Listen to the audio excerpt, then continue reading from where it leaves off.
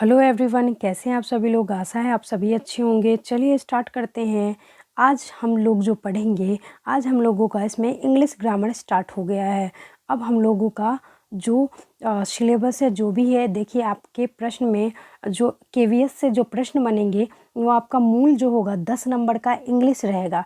चाहे आप पीआरटी के दे, केवीएस टीजीटी के दे या पीजीटी के, किसी भी कोई भी फॉर्म आपने अगर अप्लाई किया है तो 10 नंबर का इंग्लिश आपका रहेगा ही रहेगा। और साथ में 20 नंबर का आपका पेडागोजी इंग्लिश से भी रहेगा इस बार, तो ध्यान रखिएगा। और हिंदी में भी वही सेम चीज़ें रहेंगी। मेन जो हिंदी है, हिंदी से आपका 10 क्वेश्चन बनेगा और बाद बाकी जो हिंदी से पेडागोजी से रहेगा वहाँ से 20 प्रश्न आपको देखने को मिलेंगे। तो चलिए स्टार्ट करते हैं। आज हम लोगों का जो सबसे पहला टॉपिक है नॉन है। हम लोग शून्य से स्टार्ट करेंगे और शिखर तक जाएंगे, ठीक है। एक एक करके सभी चीज़ों को हल करेंगे। आज हम लोग जो पढ़ेंगे नॉन पढ़ेंगे। नॉन वाकिफ़ ही होंगे, बहुत ही सुनने में आता है। नॉन नॉन का क्या होता है? अर्थ होता है संज्ञा। देखिए ये हम लोगों का इंग्लिश ग्रामर क्लास 1 है, ठीक है। इसको स्टार्ट करते हैं। नॉन हम लोग आज पढ़ेंगे। देखिए गिनती के आधार पर जो होते हैं नॉन, ये 2 प्रकार के होते हैं। देखिए ध्यान से पढ़िएगा, क्योंकि छोटी छोटी बातों से क्या होता है, बड़ा बड़ा फैसला लिया जाता है ना। यानी कि छोटी छोटी गलती नहीं करना है और छोटी छोटी गलतियों से सीखना है, ठीक है। तो ध्यान दीजिएगा थोड़ा सा। और ये नहीं कि नॉन तो बहुत ही मतलब छोटा टॉपिक है तो उसको स्किप कर देंगे। स्किप कुछ भी नहीं करना है। जो भी आपके सिलेबस में है वही सिलेबस के आधार पे मैं आपको सारे टॉपिक कवर कराऊंगी। तो ध्यान से थोड़ा सा ध्यान दीजिएगा, ठीक है। गिनती के आधार पे जो नॉन होते हैं कितने प्रकार के होते हैं? 2 प्रकार के होते हैं। ध्यान दीजिएगा, गिनती के आधार पर नॉन होते हैं जो संज्ञा होती है। ये अभी हम लोगों का अंग्रेजी चल रहा है, हिंदी व्याकरण भी बहुत जल्द स्टार्ट होगा, ठीक है। तो याद रखिए गिनती के आधार पर जो नॉन होते हैं कितने प्रकार के होते हैं? 2 प्रकार के होते हैं। पहला होता है काउंटेबल नॉन। पहला क्या होता है? Countable noun. नाम से ही स्पष्ट है, गणनीय संज्ञा। गणनीय संज्ञा यानी कि जिसको काउंट किया जा सकता है। और दूसरा है अनकाउंटेबल नॉन, जिसको अनगण्य संज्ञा कहते हैं, जिसको काउंट नहीं किया जा सकता। अब देखिए ये तो मुख्य हो गए 2 प्रकार के नॉन, ठीक है। लेकिन इसमें भी इसका अलग अलग डिवाइड किया गया है, इसको अलग अलग रूप से वर्गीकृत किया गया है। पहला हम लोगों ने पढ़ा है कि कंटेबल नॉन। कंटेबल नॉन देखिए इसके अंतर्गत कुछ संज्ञाएं आती हैं जिसको हम लोग डीपली पढ़ेंगे। कंटेबल नॉन क्या होता है? तो देखिए the noun which can be counted is called countable non. The noun which can be counted यानी कि ऐसी संख्या जिसको हम क्या कर सकते हैं? काउंट कर सकते हैं, गिन सकते हैं, उसको क्या कहेंगे? Countable non. देखिए हिंदी भी, इंग्लिश के साथ साथ मैंने इसमें हिंदी को भी रखा है, जिससे कुछ ऐसे होते हैं बच्चे जिनको क्या होता है, इंग्लिश पूरा का पूरा समझ नहीं आता है। लेकिन देखिए केवीएस का अगर आप इतना भारी भरकम एग्जाम देने जा रहे हैं तो इसमें आपको इंग्लिश की नॉलेज रखनी ज़रूरी है।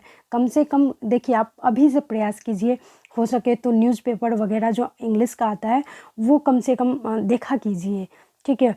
क्योंकि वहाँ पे आपको इंग्लिश और हिंदी, अगर इंटरव्यू का डेमो क्लास चलता है तो इंटरव्यू में ये ज़रूरी नहीं है कि आप इंटरव्यू में अंग्रेजी, सिर्फ अंग्रेजी में ही, अंग्रेजी लैंग्वेज में ही इंटरव्यू दे। लेकिन हाँ, आपको हिंदी इंग्लिश की जानकारी पूर्ण रूप से होनी चाहिए। पूर्ण रूप से नहीं तो कम से कम 50% तो आपको अंग्रेजी और हिंदी आनी ही चाहिए, ठीक है। तो कोशिश कीजिए जितना भी आप बोलते हैं उसमें इंग्लिश वर्ड्स का ज़्यादा से ज़्यादा प्रयोग करें, ठीक है। तो और इसीलिए मैंने इसको रखा है कि इंग्लिश और हिंदी करके ये क्लास ले रही हूँ, ताकि किसी को दिक्कत ना हो, ठीक है। चलिए पढ़ते हैं। वैसे नॉन जिसको गिना ना जा सके उसे हम क्या कहते हैं? कंटेबल नॉन कहते हैं, गणनीय संज्ञा कहते हैं, ठीक है। जैसे देखिए, जैसे गर्ल्स हो गया, गर्ल हो गया, क्लास हो गया, टेबल हो गया, राम, एप्पल, ईटीसी। क्या हम गर्ल को काउंट कर सकते हैं? बिल्कुल काउंट कर सकते हैं, ना। एक से अधिक लड़कियां रहेंगी तो वहाँ भी हम काउंट कर सकते हैं। अगर सिंगल वहाँ पे एक लड़की रहेंगी तो उसको भी हम काउंट कर सकते हैं। क्लास को भी काउंट कर सकते हैं, टेबल को काउंट कर सकते हैं, राम को काउंट कर सकते हैं। यानी राम नाम का मान लीजिए एक व्यक्ति है, या कहीं आपको एक से अधिक भी मिल सकता है, तो उसको क्या करेंगे? हम काउंट कर सकते हैं। एप्पल को भी काउंट कर सकते हैं, ठीक है। और अभी से अपनी प्रोनाउंसिएशन पर ध्यान दीजिए, क्योंकि देखिए यहाँ पे एप्पल है तो इसको आप एप्पल एप्पल नहीं बोलिएगा, क्योंकि वो स्टार्टिंग वाले जो मतलब बच्चे होते हैं उसको एप्पल एप्पल सिखाया जाता है, लेकिन इसका प्रोनाउंसिएशन क्या है, एप्पल है। तो प्रोनाउंसिएशन पे भी थोड़ा ध्यान दीजिएगा। अब ये नहीं कि वहाँ पे इंटरव्यू में आपका मजाक उड़ाया जाए, ठीक है। ये सभी क्या थे, कंटेबल नॉन के ये उदाहरण थे, ठीक है। अब चलते हैं, देखिए कंटेबल नॉन जो होते हैं उनको कितने भागों में बांटा गया है, काउंटेबल नॉन को कितने भागों में बांटा गया है। तो सबसे पहला भाग है हम लोगों का प्रॉपर नॉन, जिसको हम लोगों ने जाना है अभी तक जो हम पढ़ते आए हैं, उसको क्या कहते हैं, व्यक्तिवाचक संज्ञा। प्रॉपर नॉन स्पेलिंग भी याद रखिएगा और इसका हिंदी भी याद रखिएगा, क्योंकि एक पंथ दो काज यहाँ पे हो रहे हैं। आपका हिंदी ग्रामर तो हो ही रहा है, इंग्लिश ग्रामर तो हो ही रहा है, साथ में आपका हिंदी व्याकरण का जो पोर्शन है वो भी कंप्लीट इसमें करवाया जा रहा है, तो इसको ध्यान रखिएगा। प्रॉपर नाउन मतलब व्यक्तिवाचक संज्ञा, ठीक है। अब देखिए प्रॉपर इसको याद रखिएगा कि काउंटेबल नॉन के आधार पर नॉन को 3 भागों में बांटा गया है, लेकिन ऊपर में हम लोगों ने क्या पढ़ा था कि नॉन को सिर्फ 2 भागों में बांटा जा सकता है, काउंटेबल और अनकाउंटेबल, ठीक है। और अब देखिए काउंटेबल नॉन के बारे में हम लोग पढ़ रहे हैं कि उसके आधार पर कितने भागों में बांटा जा सकता है। तो इसके अंतर्गत 3 भागों में बांटा जाता है। सबसे पहला है प्रॉपर नॉन, फिर एक कॉमन नॉन और तीसरा होगा हम लोगों का कलेक्टिव नॉन, ठीक है। अब देखिए प्रॉपर नॉन क्या होता है, प्रॉपर नाउन मतलब हम लोगों ने जाना था व्यक्तिवाचक संज्ञा। The noun which denotes a proper person, place और thing is called proper noun. The noun which denotes a proper person, place और thing is called proper non.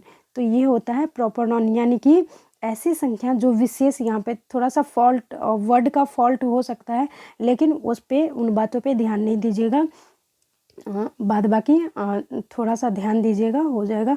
या यहाँ पे देखिए ये तालव्य श होगा और मूर्धन्य श होगा, यहाँ पे कुछ वर्ड का मिस टाइप हो जाते रहता है, तो उसके लिए माफ़ी चाहेंगे। देखिए वैसी संज्ञा जो किसी विशेष व्यक्ति, वस्तु, स्थान आदि को दर्शाता है उसे प्रॉपर नाउन कहते हैं। इसमें ये याद रखिएगा कि प्रॉपर नाउन यानी कि व्यक्तिवाचक संज्ञा उन चीज़ों को कहते हैं जो विशेष व्यक्ति यानी कि विशेष यानी कि स्पेशल होगा। कुछ स्पेशल कहने का मतलब वो बहुत ज़्यादा यूनिक नहीं कह सकते, लेकिन विशेष व्यक्ति, वस्तु यानी कि विशेष व्यक्ति भी हो सकता है वो कोई, या विशेष वस्तु भी हो सकता है, या विशेष स्थान भी हो सकता है। इन चीज़ों को अगर वो दर्शा रहा है तो वो क्या हो जाएगा, प्रॉपर नाउन हो जाएगा। आइए समझते हैं एग्जाम्पल में। देखिए जैसे प्रॉपर पर्सन यानी कि किसी व्यक्ति की बात करें, यानी कि विशेष व्यक्ति, विनय भी हो सकता है, कोई विशेष नाम का ही होगा ना, यानी विनय, विनय तो बहुत ज़्यादा होंगे, लेकिन आपके जानने वाले या हमारे जानने वाले कोई होंगे तो वो क्या होगा, हम लोगों के लिए विशेष ही तो होगा, विशेष व्यक्ति के अंतर्गत वो आ जाएगा। अजित, नीलू, ईटीसी यानी कि प्रॉपर पर्सन के अंतर्गत कौन सी चीज़ें आएंगी, जो विशेष व्यक्ति है, ठीक है। तो विशेष व्यक्ति के अंतर्गत देखिए विनय, अजीत, नीलू, ईटीसी यानी कि वो जो भी नाम जो आपके आसपास के हैं, जो भी नाम वो अगर हैं तो वो प्रॉपर पर्सन के अंतर्गत आ जाते हैं। फिर अब प्रॉपर पैलेस, पैलेस नहीं, पैलेस मतलब राजमहल हो जाता है। प्रॉपर प्लेस, देखिए ये मुंबई हो गया, इंडिया होगा, बिहार होगा, ईटीसी होगा, यानी कि कोई भी ऐसा जगह जो विशेष अर्थ रखता है, यानी कि विशेष है, यानी कि है ना, मुंबई तो एक ही है तो वो विशिष्ट है ही, इंडिया भी एक ही है, बिहार, ईटीसी, तो ये क्या हो गया, यानी कि प्रॉपर व्यक्ति, विशेष व्यक्ति, विशेष स्थान और विशेष वस्तु। जैसे देखिए Ramayan book, Gita, Bible, E T C, ये सब क्या है, अपने आप में विशेष है। तो समझ गए होंगे, आशा है आप लोग समझ गए होंगे। अब है अगला जो है हम लोगों का कॉमन नॉन, जिसको कहते हैं जातिवाचक संज्ञा, ठीक है। जातिवाचक संज्ञा यानी कि ये भी बहुत ही आसान है। The noun which denotes common person, place और thing is called common noun, यानी कि यहाँ उस प्रॉपर नॉन में हम लोगों ने पढ़ा था कि विशेष व्यक्ति, स्थान या वस्तु को दर्शाता है, लेकिन इसमें क्या करता है, किसी भी वस्तु, स्थान या किसी भी जाति को दर्शाता है, लेकिन उसके संपूर्ण जाति का इसमें क्या करा देता है, बोध करा देता है। देखिए वैसी संज्ञा जो किसी विशेष व्यक्ति, वस्तु, स्थान का बोध न कराकर पूरी जाति का बोध करा देता है, उसको क्या कहेंगे हम लोग? कॉमन नाउन कहेंगे। जैसे देखिए कॉमन पर्सन के अंतर्गत क्या आ गया? मैन, वुमेन, बॉय, यानी कि मैन बोलेंगे तो उसमें क्या होगा? जात, मैन मतलब आदमी, यानी कि उससे पूरे आदमी का जो जाति है उसका बोध हो जाएगा। वुमेन बोलेंगे तो क्या हो जाएगा? इसमें पूरे स्त्री जाति का बोध हो जाएगा। फिर बॉय बोलेंगे तो पूरे लड़के जाति का बोध हो जाएगा, है ना। तो फिर है कॉमन प्लेस, जैसे टाउन, स्कूल। कॉमन पर्सन समझ गए, मेन, वुमेन, बॉय, etc। अब है कॉमन प्लेस, ठीक है। टाउन हो गया यानी कि शहर हो गया, स्कूल हो गया, विद्यालय हो गया, ये सब क्या हो गया? यानी कि अगर हम शहर बोलते हैं तो उससे बहुत सारे शहरों का क्या हो जाता है? बोध हो जाता है। स्कूल बोलते हैं तो बहुत सारे विद्यालय का बोध हो जाता है, यानी कि हम समझ पाते हैं कि स्कूल बोला गया है या क्या बोला गया है। फिर एक कॉमन थिंग्स, मतलब book, table, etc। Common things, जैसे बुक बोलेंगे तो बुक से क्या होगा? सारे पुस्तकों का बोध हो जाएगा, है ना। फिर टेबल बोलेंगे तो सारे जितने भी टेबल हैं उनका बोध हो जाएगा, यानी कि पता चल जाएगा, तो उसको ही कहते हैं कॉमन नॉन। अब आते हैं अगले पे, जिसका नाम है कलेक्टिव नॉन। क्या है? Collective noun. कलेक्टिव नॉन को क्या कहते हैं? समूहवाचक संज्ञा। नाम से ही स्पष्ट है, समूह यानी कि जो ग्रुप में रहता है, ठीक है। The noun which denotes a group of person, other creature of collection और collection of things is called collective noun. The noun which, एक second, the noun which denotes a group of person or other creature of or collection of thing is called collective noun। यानी बहुत ही simple है, आसान है। वैसी संज्ञा जिससे क्या होता है? पूरे समूह का बोध होता है, उसे हम समूहवाचक संज्ञा कहते हैं ना। हम लोगों ने स्टार्टिंग में बहुत पढ़ा होगा, आप लोगों ने 5th 6th क्लास से ही ये नॉन स्टार्ट हो जाता है, पढ़ा है ना। तो उसमें क्या? ग्रुप ऑफ पर्सन, यानी कि जब मतलब समूह, यानी कि किसी भी व्यक्ति के समूह का बोध होता है। जैसे देखिए व्यक्ति के समूह का मतलब चाहे व्यक्ति का समूह हो सकता है, या वस्तु का समूह हो सकता है, या फल का समूह हो सकता है, किसी भी चीज़ का समूह हो सकता है। तो वो क्या होगा? जैसे ही समूह की बात आएगी तो वो कलेक्टिव नॉन हो जाएगा। देखिए अ क्रू ऑफ सेलर्स, यानी कि जो खेमा होता है नाविकों का, उसको क्या कहते हैं? वो भी आ जाएगा ग्रुप ऑफ पर्सन में, जो आएगा कलेक्टिव नॉन के अंतर्गत, ठीक है। क्रू ऑफ सेलर समझ गए होंगे, यानी कि नाविकों का टुकड़ी, नाविकों का खेमा भी कह सकते हैं। यानी कि नाविकों का जो ग्रुप होता है ना, उसको कहते हैं ग्रुप ऑफ पर्सन के अंतर्गत ये भी आ जाएगा। ग्रुप क्रू ऑफ सेलर्स और टीम ऑफ प्लेयर्स, यानी कि खिलाड़ियों का समूह या दल। और क्लास ऑफ स्टूडेंट, यानी कि वर्ग में जो एक से अधिक छात्र रहते हैं, और एक से अधिक छात्र जैसे ही आएंगे, देखिए जहाँ पे एक से अधिक चीज़ें होंगी ना, वो अपने आप कलेक्टिव नॉन के अंतर्गत वो आ जाएगा। लेकिन वो हाँ याद रहे कि वो दल में होना चाहिए। फिर आर्मी ऑफ सोल्जर्स, यानी कि सैनिक का दल, यानी कि सैनिकों का क्या होता है? दल होता है, ग्रुप होता है। फिर एक collection of things, collection of things के अंतर्गत आ जाएगा। और फ्लेट ऑफ शिप्स, यानी कि नाव जो होता है, नाव का नावों का समूह। फिर a bunch of flowers, a bunch of flowers मतलब गुलदस्ता का, मतलब फूलों का गुलदस्ता। और लाइब्रेरी ऑफ बुक, यानी कि लाइब्रेरी में तो एक बुक नहीं होती है, एक से अधिक बुक होती है, तो वो भी क्या हो जाएगा? कलेक्टिव नॉन के अंतर्गत आ जाएगा। अब चलते हैं अनकंटेबल नॉन के अंतर्गत। अनकंटेबल नॉन के अंतर्गत आप देख सकते हैं क्या क्या होता है, जिसको अनगण्य संज्ञा कहते हैं। ऊपर में पढ़े थे हम लोग, non which can't be counted is called uncountable non. वैसी संज्ञा जिसको ना गिना जा सकता है, ठीक है। देखिए जैसे क्या जैसे गोल्ड, वाटर, अच्छा ये क्या आ गया? ऑयल, ऑनेस्टी, हाँ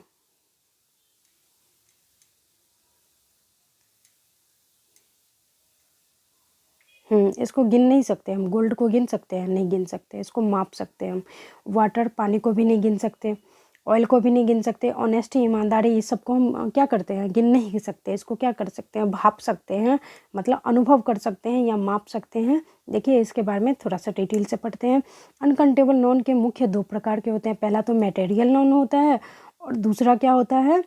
एब्स्ट्रैक्ट नॉन होता है। पहले नॉन पे चलते हैं। मटेरियल नॉन में क्या होता है? द्रव्यवाचक संज्ञा इसको कहते हैं। The noun which denotes the material is called material non, ठीक है। यानी वैसी संज्ञा जिससे द्रव्य का बोध होता है उसे मटेरियल नोन कहते हैं। जैसे मान लीजिए कॉपर हो गया, सिल्वर हो गया, टी हो गया, कॉफ़ी हो गया, घी हो गया, इन चीज़ों को क्या करेंगे हम, यानी कि हम लोग बचपन में याद किए थे द्रव्यवाचक संज्ञा का, जिसे गिन नहीं सकते लेकिन माप या तौल सकते हैं, तो उसको ही मटेरियल नॉन कहते हैं। याद रखिएगा, the noun which denotes the material is called material non. यानी कि और ये भी याद रखिएगा जिससे द्रव्य या पदार्थ का बोध होता है, ठीक है, तो वो अपने आप हो जाता है द्रव्यवाचक संज्ञा यानी कि मटेरियल नॉन। जैसे यहाँ पे देख सकते हैं कॉपर या तांबा, सिल्वर, चांदी, टी, इन चीज़ों को हम क्या कर सकते हैं, काउंट नहीं कर सकते हैं लेकिन माप तो ज़रूर सकते हैं, है ना। फिर अगला है एब्स्ट्रैक्ट नॉन। एब्स्ट्रैक्ट नॉन मतलब भाववाचक संज्ञा, नाम में ही भाव है। The noun which denotes quality, condition and action is called abstract non, ठीक है।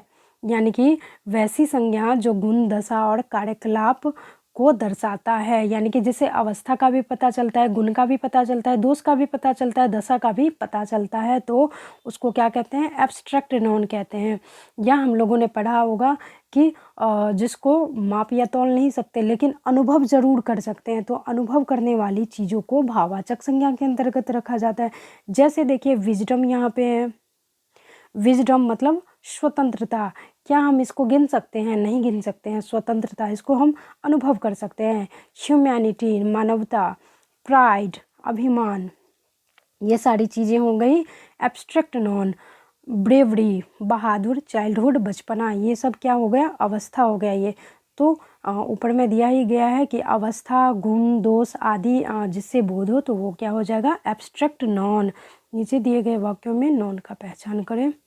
ये देखिए पहचान करिए तो Ram is a good boy, यहाँ कौन सा नॉन है, Ram is a good boy. यहाँ पे देखिए यहाँ राम कौन सा नॉन हो जाएगा, तो प्रॉपर नॉन हो जाएगा ना। चलिए इसका क्वेश्चन आंसर बाद में करवाएंगे, ये गलती से इसमें आ गया है। बाद बाकी ख़त्म हो गया है आपका ये जो नॉन से टॉपिक था। अगले वीडियो में हम जानेंगे कि कौन से नॉन के साथ आप क्या बना सकते हैं, क्या नहीं बना सकते हैं। मतलब प्रॉपर नॉन को कलेक्टिव, प्रॉपर नॉन को क्या कहते हैं, कॉमन नॉन में कैसे बदले, कॉमन नॉन को एब्स्ट्रैक्ट नॉन में कैसे बदले, तो इन सब चीज़ों को हम आगे जानेंगे। चलिए मिलते हैं अगले वीडियो में। हमारा अगला चैप्टर अब देखते हैं क्या होता है। नॉन हम लोगों का कंप्लीट हो गया है। जो नोट्स बना रहे हैं तो उनके लिए बहुत ही अच्छी बात है। आप लोग काम कीजिए कि पढ़ाई के साथ साथ नोट्स भी बनाइए, ठीक है, क्योंकि आपका जो सेल्फ स्टडी वाला जो नोट्स होगा अगर आप सेल्फ स्टडी से नोट बनाते हैं तो बहुत बढ़िया है। अगर नहीं बना पाते हैं किसी कारणवश तो आप क्या कीजिएगा, वीडियो को थोड़ा सा पॉज कर दीजिएगा और पॉज करने के बाद बना लीजिएगा, ठीक है। तो ऐसे में क्या होगा, जब मतलब पढ़ते भी रहिए और नोट भी बनाते रहिए। नोट्स बना लीजिए, उसको क्या कीजिए, सुन लिया करिए, तो क्या होगा, बहुत ही ज़्यादा फायदेमंद रहेगा। चलिए मिलते हैं अगले वीडियो में, तब तक के लिए धन्यवाद।